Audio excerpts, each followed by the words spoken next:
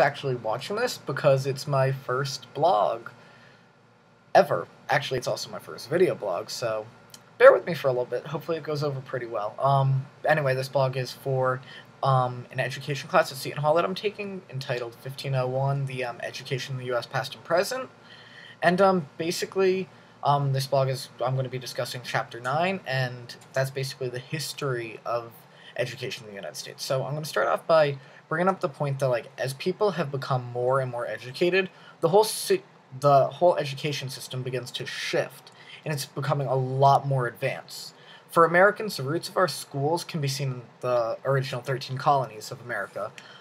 When those colonies had existed, education was very casual, and it varied drastically by geographical region. So what was happening in the North was not what was happening in the South. I was actually shocked to see such vast differences. For example, in the New England colonies, religion, specifically Christianity, dictated much of what the children were learning. This actually came into play because of one act called the Old Deluder Satan Act, and this required towns with greater than 50 people to employ a teacher for the town kids, and this was basically ensure that the Bible was being read because Satan apparently wanted to block education, and obviously he wanted to block the Bible. So through blocking education, he was able to block the reading of the Bible. So, I mean, it kind of makes sense, but, okay, so the northern colonies also developed Latin grammar schools. These schools were basically developed in order to provide males a pre-college education. Clearly, females were not allowed in because it was considered a male school. I just want to bring up, touch on it real quickly, that this was a prevailing theme throughout the next 200 years in American history and the education. Females were not allowed in school, which personally I think is disgusting, and I think women should have been allowed in schools a whole lot sooner, but I'll touch on that a little bit later in this blog. The middle colonies were a bit different than the northern colonies. Education was more of the responsibility of the churches because there was such a huge range in cultures, religions, which translated into different ways of life, essentially. So Quaker schools were an example of these religiously divided schools that were set up. The Quaker schools were open to all classes, all races, all genders. So there was no discrimination, which is great. They placed a large emphasis on moral and religious instruction, which also makes sense. I found one thing that the middle colonies did to be really, really interesting, and it also surprised me. I didn't know that Benjamin Franklin had opened a school called the Franklin Academy. Here they basically taught the necessary skills that were involved in trade and commerce. In the middle colonies, trade and commerce were the two biggest economic resources. So along with the typical math, reading, and writing classes, trade and commerce classes were also taught to prepare people for the workforce. I thought this was noble and a great invention, and I almost see little hints of vocational education here. The New England and middle colonies were far, far, far more advanced than the southern colonies. Basically, the education in the South was limited to the landowners and their children. They would hire tutors who would come in and tutor their children, while the free, poor farmers had limited access to education. The slaves had absolutely none. And I mean, obviously, in America, slavery was a big issue, and the African Americans weren't accepted, but it still stinks. And I personally never realized that the North, the South, and the middle colonies all differed so much in their way of education early on in the colonies. Past the colonies, nationhood represented a whole new beginning for education. Our founding fathers saw the importance of having a educated population, so everybody was supposed to be educated. So this began to almost shape the skeleton of our education system that we have today. The Northwest Ordinance required money from the selling of towns in the Northwest Territory to go to funding of public education. Obviously, this was a fantastic thing to happen, that education was being required in these new areas being set up. Common schools were created through this. Common schools can almost be compared to elementary schools of today because they provide a basic education in math, reading, writing, arithmetic. So slowly after that, the spread of higher education began. This was through the Morrill Land Grant Act, and this stated that each state received 30,000 acres of public lands to establish colleges of agriculture and mechanics. Set up through the Morrill Land Grant Act were called land-grant colleges, and basically they were colleges of public education that taught agriculture, mechanical, and or industrial arts. Also set up were normal schools, which were also a branch of higher education, and they were basically teaching schools. Originally they were 2-year colleges, then they developed into 4-year. Way down the road they became state colleges and offered master's programs, so they've really taken off. When you look at the UK, they've had a huge impact on our higher education system. Because if you look at Cambridge and Oxford, our first colleges, Harvard, William and Mary, and Yale, all were centered around the idea to be similar to these universities in the UK. Now I'm going to touch on high schools real quick. High schools, the first high school was kind of developed to serve kids from the ages of 12 to 15. So that's younger than what it was now, but that was the beginning of us even considering steps to colleges. As a nation, we were also looking for other ways to improve our education system. This included looking at Frederick Froebel's kindergarten and the Montessori method. Without this framework that we developed, who knows what schools would be now. Would we have the preschools and elementary schools and middle schools and high school system we have now? Who knows? But it's interesting to think that we have this organized system, and it had to have come from somewhere. Going forward, I really want to kind of know what education is going to become. Obviously, colleges are becoming so competitive. Like, is college going to become the new high school degree? And is a master's degree going to become the new college education? So it's something to watch out for and see what happens. I think it's going to be really interesting to watch. Kind of basically had a very broad skeletal system of what our education system was in the US. The Progressive Era brought about many important policies in education. Child-centered teaching, curriculum planning, and scientific management were now the name of the game, essentially.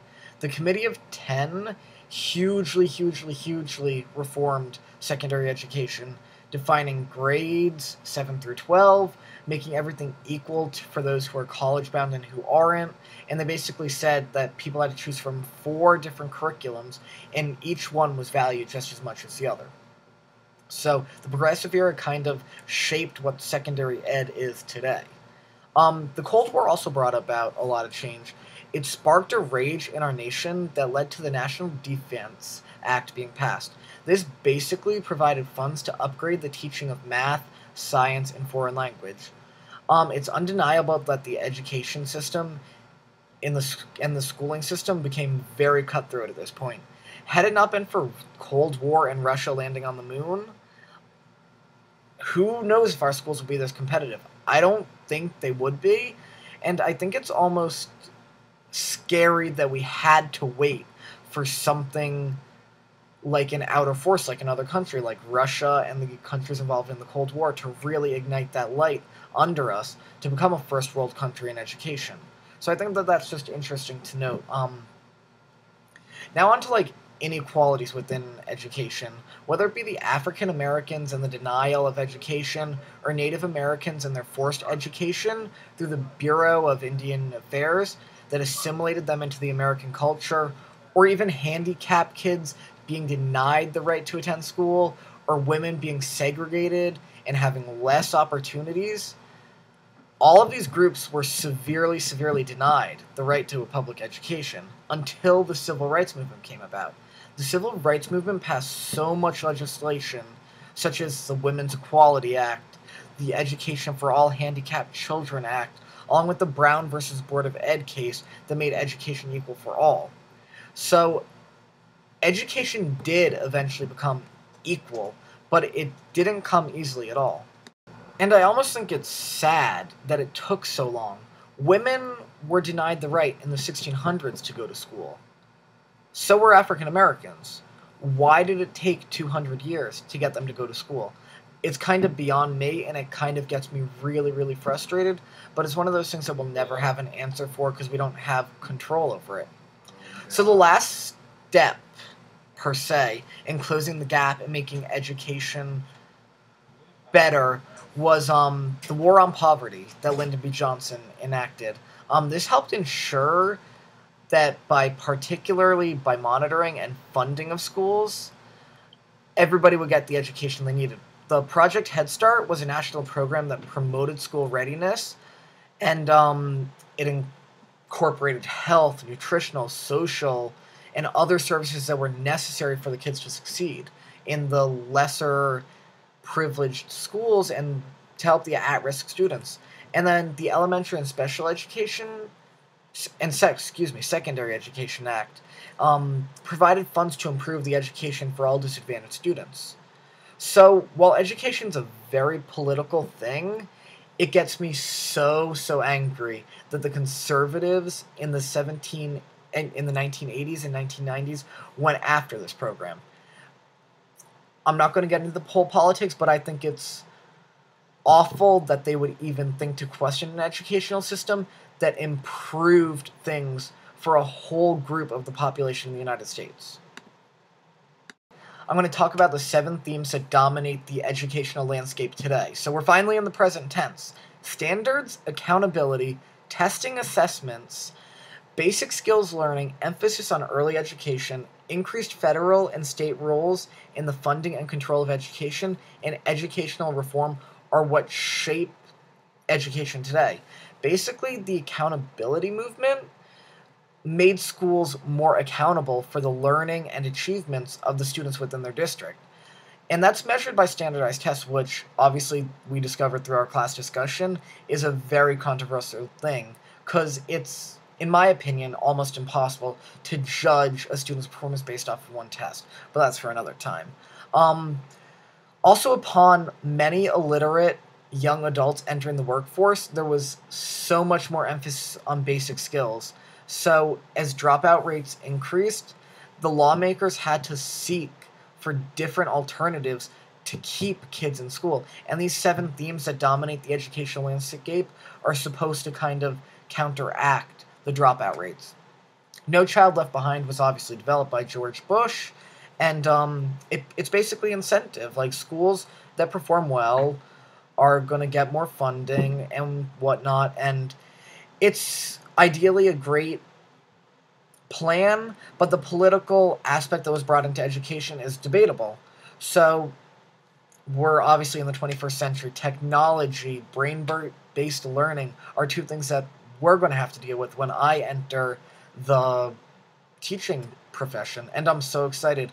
Obviously, it's been a roller coaster up till now, the whole education system. So now I've obviously made the choice to be within the next generation of teachers, so education is constantly changing. As kids change, education has to change. As everything changes, education evolves. As more knowledge comes out, education evolves. So I'm so excited to actually start teaching and actually experience what it's like, because it's never going to be a dull moment, because everything's constantly changing, as we've seen through the history of education, and I think that's really cool. So that's all for now. This was my blog for the first chapter. I hope you enjoyed.